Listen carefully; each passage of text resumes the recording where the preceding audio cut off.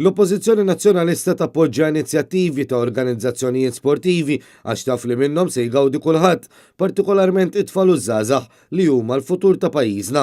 Hekk qal il-kap tal-Partit Nazzjonalista Adrian Delija waqt laqa mal-Kumitat ta' Marsa Football Club fil-każin tagħhom sena qabel mal-klabb jalaq l-anniversarju importanti ta' 100 sena mill-fondazzjoni tiegħu.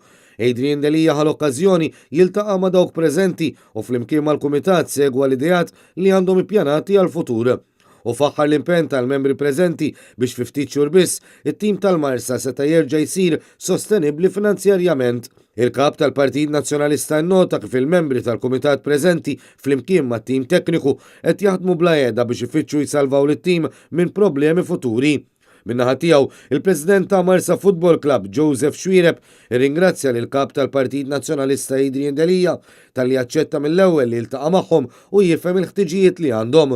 U tenna l-impenn tiegħu tal-membri sħabu li jaraw li n-namra tal-futbol fir-raħal tagħhom tibqa' mixja l qudiem minkejja l-isfidi li jkollhom ħabtu wiċċhom magħhom.